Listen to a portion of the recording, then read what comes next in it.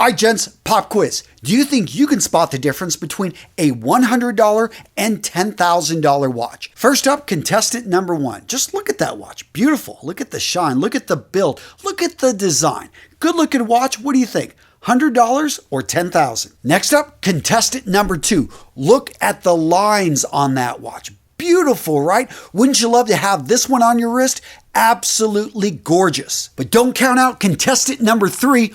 Oh yeah, look at this watch right here. Isn't she beautiful? Just look at the curves on her. Were you able to spot the difference? One of those watches was well over $10,000 in cost. The other two, under $100. Now, gents, before I reveal how much each of those watch costs, I want to share with you a dirty secret in the watch industry. The vast majority of the world would not be able to differentiate the difference in a $100 nice watch and a $10,000 luxury watch. Seriously, I'll even go out on a limb and say if you had the brand hidden, the vast majority of men that own one or two watches would not be able to tell the difference between those luxury watches and the lesser expensive homage watches. So how can you then go about spotting the difference between a $100 and $10,000 watch? Well, gentlemen, that's the subject of today's video.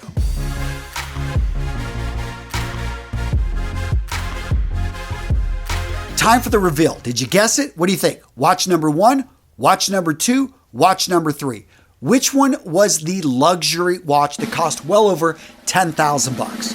Number two. Now, I'm sure some of you guys knew because you're familiar with the Rolex Yachtmaster, but if you weren't familiar with Rolex, if you didn't have that brand recognition and you didn't know that style, would you have been able to spot the difference? Well, here, let me show you some of the details that you could have zeroed in on that would have revealed, yeah, this isn't probably a high-end watch. One of the first outside indicators we see of a luxury watch is a unique design, a signature style that is all their own. A great example, Panerai. Look at this watch right here. Look at the unique design, the look, the overall size of the watch. Look at how that crown is protected.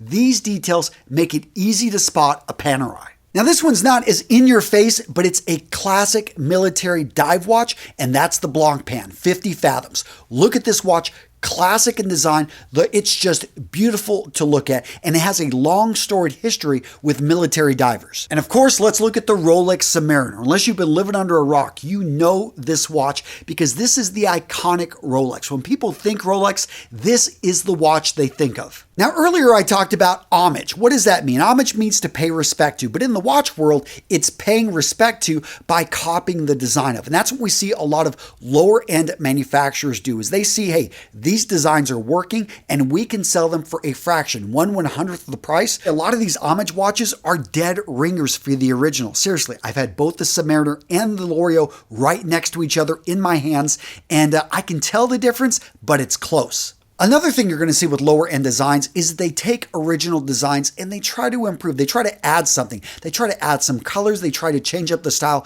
just slightly. But for some reason, this always throws the watch off. Anyone that understands design knows that less is more. That being able to get the perfect design is sometimes just cutting away till all you have left is perfection.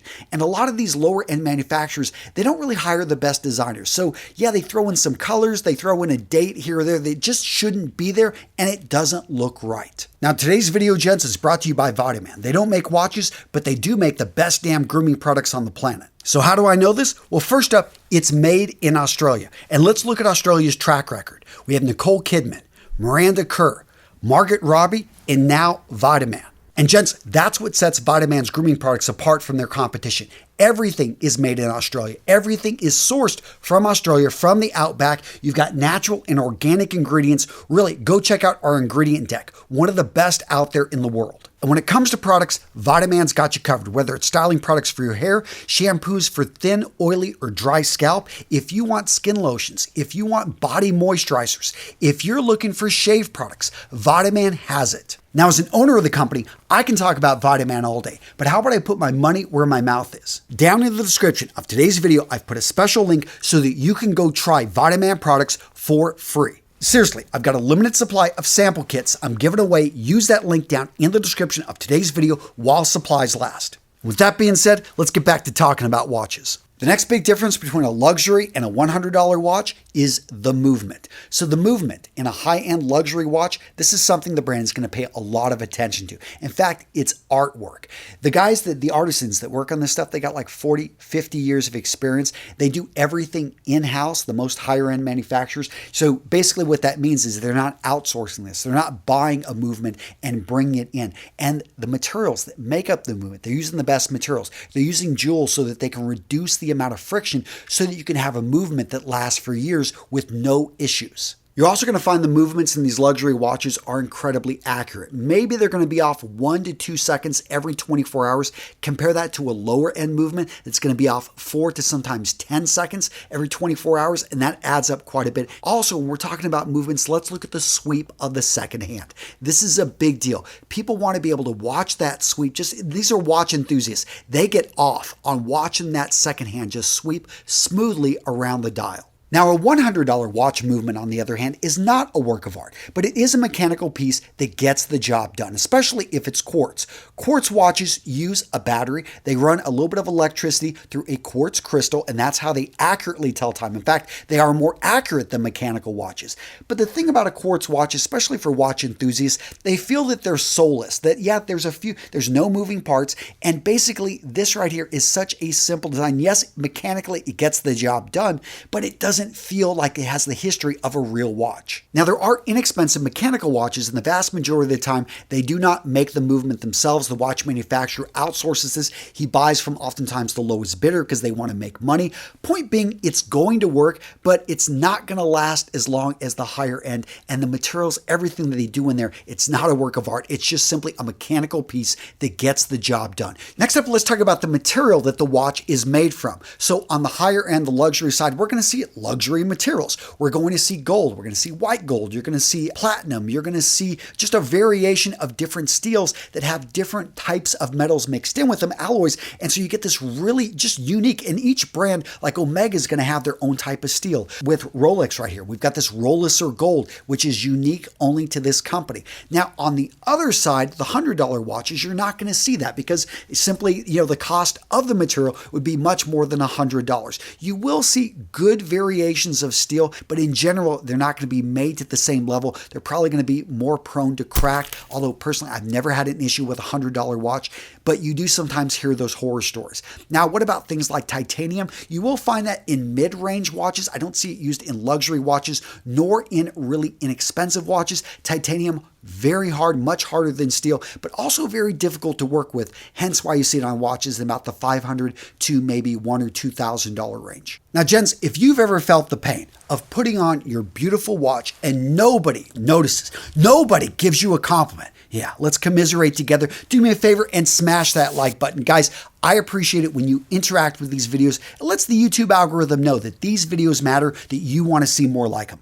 Next up, let's talk about the dial. Most people won't see much of a difference unless they look under a microscope. And then they look at those higher end luxury watches and they see where they paid attention to the detail. From the way that everything, the markings are crisp, are clean. Every word has a meaning. That there isn't anything superfluous on the design, isn't anything superfluous in what they're saying.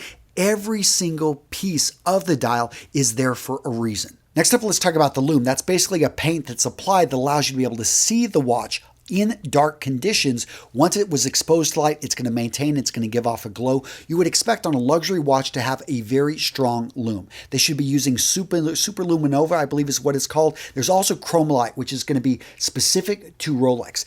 Basically, once exposed to light, it should retain and give off a glow for about 1 to 2 solid hours. On the flip side, the less expensive watches, we're going to see that they don't use things like that and that the lume sometimes will only last a few minutes. Now, in a true dive watch, you have a unidirectional bezel. That means it only goes in one direction, and that's so that you don't overestimate how much oxygen you have left in your tanks.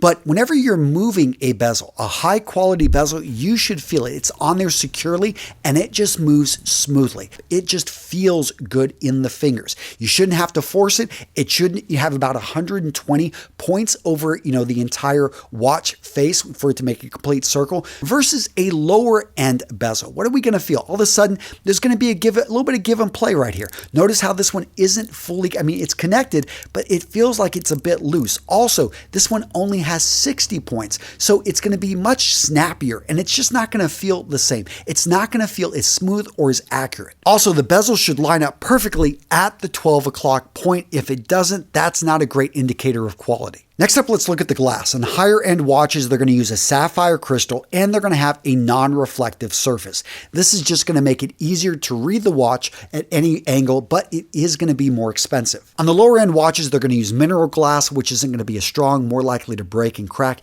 In addition, they're not going to have the non-reflective surface most of the time, so it makes the watch a little bit difficult to read at certain angles. Now, when it comes to functionality, especially with dive watches, flight watches, field watches, all of the higher end luxury types of these watches should be very functional. That is initially what they were used for, and it's prized that a watch is functional. So in the case of a dive watch, it should go down to at least 200 meters. You're going to see some dive watches, I think Omega's got one that goes down to 600 meters. Point being is it should work in what it was intended to do.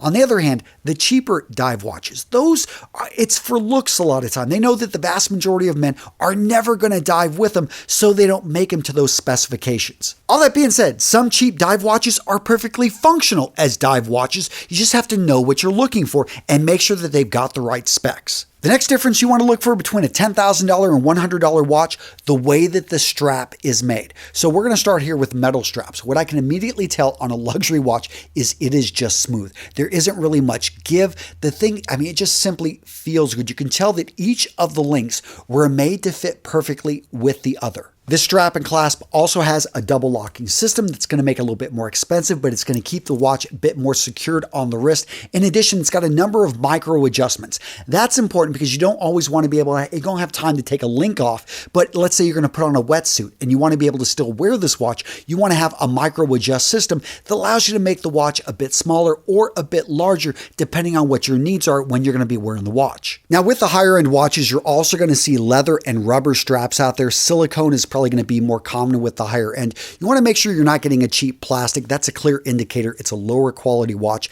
With the higher end luxury watches, you'll often get options. So maybe it'll come with a leather strap initially, but they understand, hey, if it's going to be a dive watch, you probably want something that's going to be made in silicone so that you can dive with it, or maybe they even give you the metal bracelet option. If you're going to pay those big bucks, you want to have the options, because to replace a strap, especially if you want a good quality bracelet, or you want to go with, something like here with a leather, this could cost you hundreds, if not thousands of dollars. A single link for a high-end, let's say Grand Seiko or maybe a platinum Rolex, that right there could be hundreds of dollars and very difficult to locate. Next up, let's talk about warranties. If you're buying a Rolex from an authorized dealer, it should come with a 5-year warranty. You should get all types of papers. Basically, they are going to stand behind the watch. Now, if you're buying it from a gray dealer, and that's the gray market, if you're not familiar, that's where they resell them, or you're buying it used. You want to actually make sure, hey, can I get the papers? Are there like 2 years left on that warranty? Can you get a warranty from the secondhand buyer that if it's a shop or something?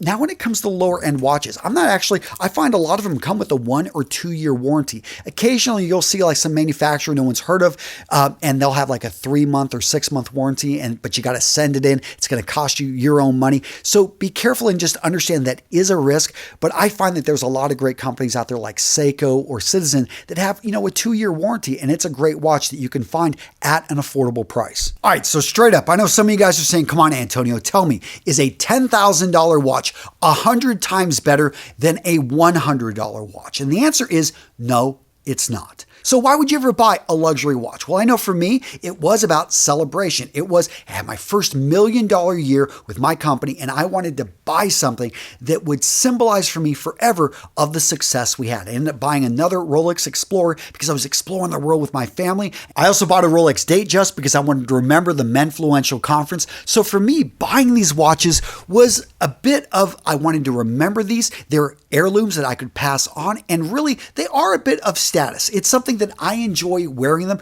I just love the fact that I own something that is kind of the apex of when it comes to watches, the best of the best. That being said, nothing against $100, $200, $300 watches, especially when you find something like, you go with a Seiko, you go with an Orient, you go maybe even with a micro brand, tons of them out there. And I love these micro brands because you buy from people and you understand they're trying to get these up off the ground. Are they always the best quality? Not always. Is it something that you're going to be able to pass on these $100 watches. Actually, in some cases, yes.